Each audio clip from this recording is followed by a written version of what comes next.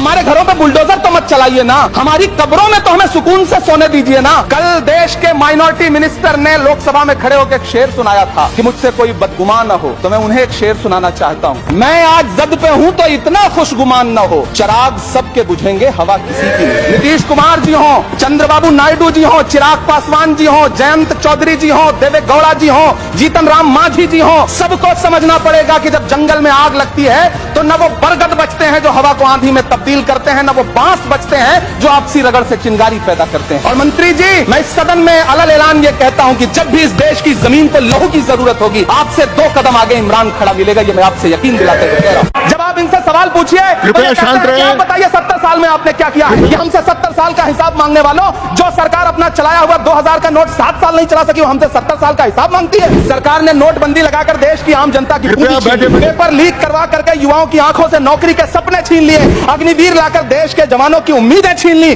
Bulldozer लगाकर लोगों के आशियाने छीन लिए, महंगाई लाकर देश की जनता की थाली से निवाले छीन लिए और नारा लगाया कि हम तो सेवक हैं, 18-18 घंटे काम करते हैं। इन्हीं लोगों के लिए किसी ने शेर कहा है कि जो सच और झूठ में दूरी है वो दूरी समझते हैं, सियासी हाकिमों की हम भी मजबूरी समझते हैं, वो अपना हक समझते हैं निवाला छीन लेने को, डकैती को बहुत से लोग मजदूरी समझते हैं। हमें पता है कि कैसी मजदूरी की जा रही है। एक तरफ तो इस बजट में पीएम आवास योजना के तहत 3 करोड़ अतिरिक्त मकान देने की घोषणा है और दूसरी तरफ लखनऊ के अकबर नगर में 1280 वो मकान हैं जिन्हें रिवर फ्रंट बनाने के नाम पे बुलडोजर से जमींदोज कर दिया गया। लोग चीखते रहे, बच्चे बिलखते रहे, वसुधैव कुटुंबकम का नारा लगाने वाली सरकार इंसानों के घरों दे उजाड़ कर जश्न मना रही है। सभापति महोदय, मेरा बहुत भावुकता के साथ देश के प्रधानमंत्री से सवाल है कि इन उजड़ते हुए मकानों और बेघर होते हुए घरों को देख करके आपको नींद कैसे आती है, आप सो कैसे पाते हैं? मेरा सवाल है इस देश के प्रधानमंत्री से, या तो लोगों के घरों दे उजाड़ना बंद करिए या फिर करोड़ों मकान बनाने की झूठी घोषणाएं करना बंद करिए। इलेक्टोरल बॉन्ड खरीदने वालों के नाम छुपाने वाली सरकार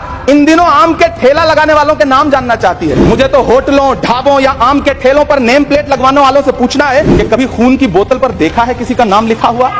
मुझे पूछना है कि क्या कोरोना के दौरान अपनी उखड़ती हुई सांसों के लिए ऑक्सीजन तलाशने वाले किसी इंसान ने ऑक्सीजन लाने वाले किसी इंसान से पूछा था कि ऑक्सीजन लाने वाला इंसान अपने शीश महलों में बैठे हुए सरकार के सांसद और मंत्री कह रहे हैं कि महंगाई कम हो रही है। संसद की कैंटीन से बाहर निकल करके एक चाय का कप खरीदिए, तब समझ में आएगा कि महंगाई कम हो रही है या बढ़ रही है। किसी एक दिन अपनी किसी मजदूर की तरह अपनी दिन भर की दिहाड़ी लेकर के बाजार जाइए और अपने बच्चों के लिए राशन खरीदिए, तब पता चलेगा कि महंगाई कम हो रही है या नहीं हो रही है।